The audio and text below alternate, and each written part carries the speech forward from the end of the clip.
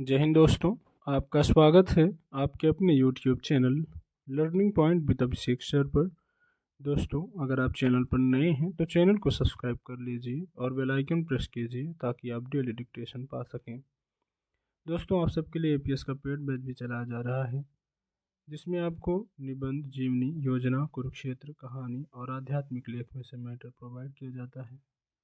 तो आपके 250 plus dictation हो चुके हैं। 499 आपकी फीस रखी गई है। 3 डिक्टेशन डेली अब भी प्रोवाइड किए जाते हैं।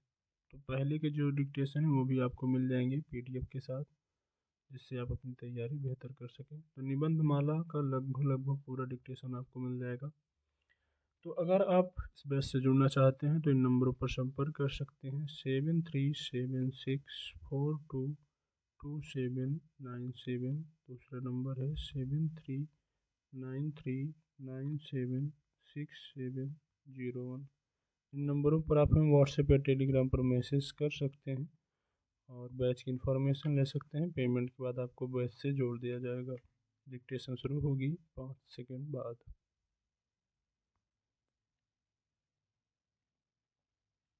बांस का रगड़ खाना तथा पत्थरों से निकले चिंगारी या बिजली गिरना शामिल हैं, लेकिन पर्यावरण मंत्रालय के तहत आने वाले वन अनुसंधान संस्थान की रपट के मुताबिक भारत में 95% जंगल की आग मानव निर्मित है। उत्तराखंड के जंगलों में आग लगने का बड़ा कारण चीड़ के पेड़ों की बहुतायत और घने ज्वलनशील कूड़े का जमाव है। गर्मियों में बड़ी मात्रा में चीड़ की टहनियाँ और सूखे पत्ते इकट्ठा हो जाते हैं, जो आग के प्रति अत्यधिक संवेदनशील होते हैं।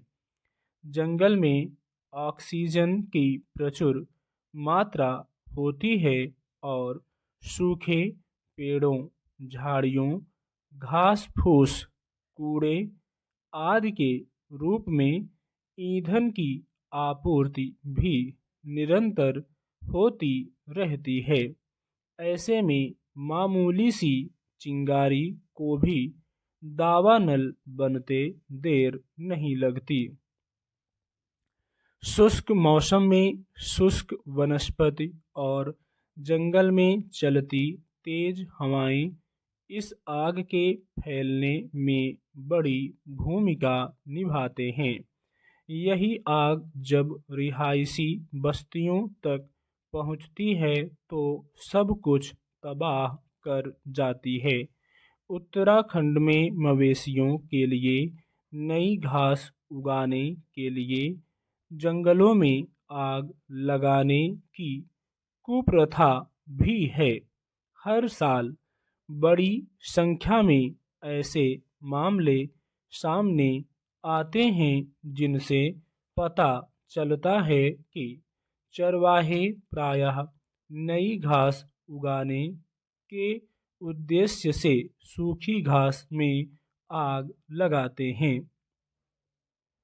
भारतीय वन सर्वेक्षण ने वर्ष 2004 में अमेरिकी अंतरिक्ष एजेंसी नासा के उपग्रह की मदद से राज्य सरकारों को जंगल में आग की घटनाओं की चेतावनी देनी शुरू की थी।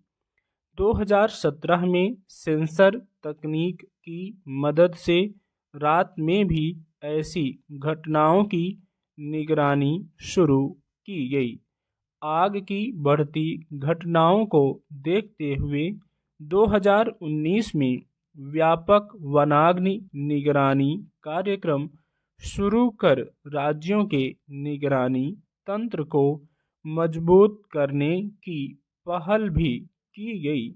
मगर चिंता की बात है कि देश भर में वन क्षेत्रों में आग से वन संपदा को होने वाले नुकसान को रोकने के लिए उपग्रहों से सतत निगरानी के अलावा अन्य तकनीकों के इस्तेमाल के बावजूद आग की घटनाएं बढ़ रही हैं और वन विभाग बेबस नजर आता है।